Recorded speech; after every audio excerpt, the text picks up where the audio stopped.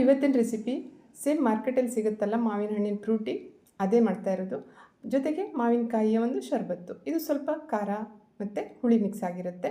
ತುಂಬಾ ಚೆನ್ನಾಗಿರುತ್ತೆ, ಸುಲಭವಾಗಿ ಮಾಡ್ಕೋಬೋದು. ನೋಡಿ, ಫ್ರೂಟಿ ಮಾಡಲಿಕ್ಕೆ ಮೊದಲಿಗೆ 2 ಮಾವಿನ ಹಣ್ಣನ್ನು ತೆಗೆದುಕೊಳ್ಬೇಕು ಮತ್ತು 1 ಮಾವಿನಕಾಯಿಯನ್ನು ತೆಗೆದುಕೊಳ್ಬೇಕು. ಮಾವಿನಕಾಯಿಯ ಸಿಪ್ಪೆಯನ್ನೆಲ್ಲ ತೆಗೆದು ಅದರ ಅರ್ಧ ಭಾಗವನ್ನು ಅಷ್ಟೇ ಹಾಕ್ಕೊಂಡ್ರೆ ಸಾಕಾಗುತ್ತೆ. ನಾನಿಲ್ಲಿ ಫ್ರೂಟಿ ಮಾಡಲಿಕ್ಕೆ 2 ಮಾವಿನ ಹಣ್ಣನ್ನು ಹಾಕ್ತಾಯಿದ್ದೀನಿ. ಅದಕ್ಕೆ ಈ 1 ಮಾವಿನಕಾಯಿಯ ಅರ್ಧ ಭಾಗವನ್ನಷ್ಟೇ, ಅಂದರೆ ಒಂದು ಸೈಡನ್ನಷ್ಟೇ ಹಾಕ್ತಾ ಇರೋದು. ನೋಡಿ, ಇದನ್ನು ಸಣ್ಣಕ್ಕೆ ಕಟ್ ಮಾಡ್ಕೋಬೇಕು. ಸಿಪ್ಪೆಯನ್ನೆಲ್ಲ ತೆಗೆದು ಕಟ್ ಮಾಡ್ಕೊಳ್ಳೋದು. ಆನಂತರ ನೋಡಿ, ಮಾವಿನ ಹಣ್ಣನ್ನು ಸಹ ಇದೇ ರೀತಿ ಕಟ್ ಮಾಡಿ ಅದರಲ್ಲಿರುವಂಥ ಪಲ್ಪನ್ನೆಲ್ಲ ತೆಗೆದು ಮಾವಿನಕಾಯಿ ಚೂರನ್ನು ಹಾಕಿದ್ನಲ್ಲ ಅದೇ ಪ್ಲೇಟಲ್ಲಿ ಹಾಕ್ಕೋತಾ ಇದ್ದೀನಿ.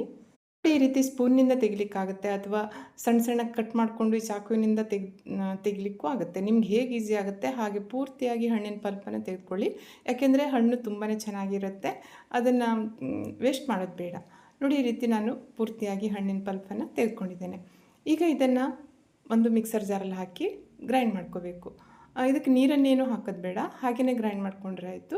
ಸ್ಮೂತಾಗಿ ಪೇಸ್ಟ್ ಆಗಬೇಕು, ಯಾಕೆಂದರೆ ಮಾವಿನಕಾಯಿ ಚೂರು ಉಂಟಲ್ಲ ಅದು ಪೂರ್ತಿಯಾಗಿ ಪೇಸ್ಟ್ ಆಗಬೇಕು. ಈಗ ಈ ಹಣ್ಣಿನ ಪೇಸ್ಟ್ ಉಂಟಲ್ಲ ಅದನ್ನು ಈಗ ಜರಡಿ ಇಟ್ಕೋಬೇಕು. ಯಾಕೆಂದರೆ ಅದರಲ್ಲಿ ಮಾವಿನ ಹಣ್ಣಿನ ದಾರ ಇರುತ್ತಲ್ಲ, ಫೈಬರ್, ಅದು ಸಹ ಇರಬಾರ್ದು. ಹಾಗೆಯೇ ಮಾವಿನಕಾಯಿಯ ಚೂರುಗಳೇನಾದರೂ ಉಳಿದ್ಬಿಟ್ರೆ ಅದನ್ನು ತೆಗೆದಲಿಕ್ಕಾಗತ್ತೆ. ನೋಡಿ, ಈಗ ಸ್ಟ್ರೈನ್ ಮಾಡ್ಕೊಂಡಿರುವಂಥ ಪೇಸ್ಟನ್ನು ನಾನಿಲ್ಲಿ ಒಂದು ದಪ್ಪ ತಳ ಇರುವಂಥ ಫ್ರೈ ಪ್ಯಾನಲ್ಲಿ ಹಾಕ್ತಾಯಿದ್ದೀನಿ.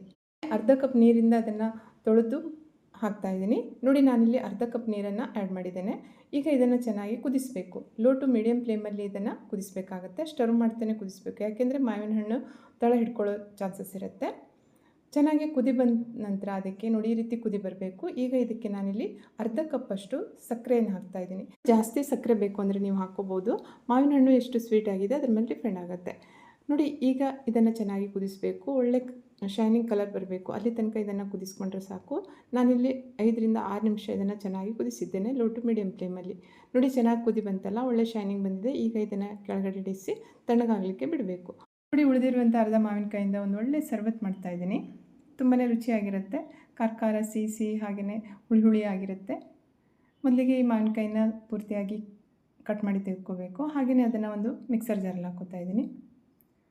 ಜೊತೆಗೆ ಸ್ವಲ್ಪ ಪುದೀನ ಸೊಪ್ಪನ್ನು ಹಾಕ್ಕೋಬೇಕು.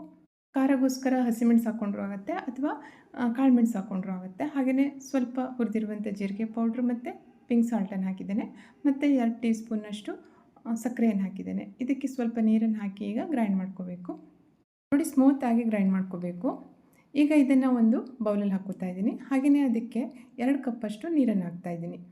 ಇದರ ರುಚಿ ನೋಡಿಕೊಂಡು ಇದಕ್ಕೆ ಉಪ್ಪು ಮತ್ತು ಸಕ್ಕರೆ ಏನಾದರೂ ಬೇಕಾದರೆ ಇವಾಗಲೇ ಹಾಕಿ ಸರಿಯಾಗಿ ಮಿಕ್ಸ್ ಮಾಡ್ಕೋಬಹುದು. ನಾನಿಲ್ಲಿ ಮತ್ತೆ 1.5 ಟೇಬಲ್ ಸ್ಪೂನ್ನಷ್ಟು ಸಕ್ಕರೆ ಮತ್ತು ಸ್ವಲ್ಪ ಉಪ್ಪನ್ನು ಹಾಕಿ ಸರಿಯಾಗಿ ಮಿಕ್ಸ್ ಮಾಡಿದ್ದೇನೆ. ಕೊನೆಯದಾಗಿ ನೋಡಿ, ಈ ಶರಬತ್ತಿಗೆ ನೆನೆಸಿಟ್ಟಿರುವಂಥ ಸಬ್ಜಾ ಸೀಡ್ಸನ್ನು ಹಾಕ್ಕೊಂಡ್ರೆ ಇನ್ನೂ ಚೆನ್ನಾಗಿರುತ್ತೆ. ಜೊತೆಗೆ ಸಣ್ಣಕ್ಕೆ ಕಟ್ ಮಾಡ್ಕೊಂಡಿರುವಂಥ ಮ್ಯಾಂಗೋ ಪೀಸ್ಗಳನ್ನು ಹಾಕಬೇಕು, ಅಂದರೆ ಕುಡಿಯುವಾಗ ಬಾಯಿಗೆ ಸಿಕ್ಕಿದಾಗ ತಿನ್ಲಿಕ್ಕೆ ಚೆನ್ನಾಗಾಗುತ್ತೆ. ಈಗ ಇದನ್ನು ಸರಿಯಾಗಿ ಮಿಕ್ಸ್ ಮಾಡಿ ಫ್ರಿಜ್ಜಲ್ಲಿ ಇಟ್ಕೊಂಡ್ರೆ ಯಾವಾಗ ಬೇಕೋ ಆವಾಗ ಇದನ್ನು ಕುಡಿಬೋದು. ತುಂಬಾ ಚೆನ್ನಾಗಿರುತ್ತೆ, ಹೆಲ್ದಿಯಾಗಿರುತ್ತೆ. ನೀವು ಸಹ ಟ್ರೈ ಮಾಡಿ. ಕುದಿಸಿಟ್ಟಿರುವಂಥ ಮ್ಯಾಂಗೋ ಪೇಸ್ಟ್ ಉಂಟಲ್ಲ ಅದು ಪೂರ್ತಿಯಾಗಿ ತಣ್ಣಗಾಗಿದೆ. ಈಗ ಇದನ್ನು ಒಂದು ಬೌಲಲ್ಲಿ ಹಾಕೋತಾ ಇದ್ದೀನಿ.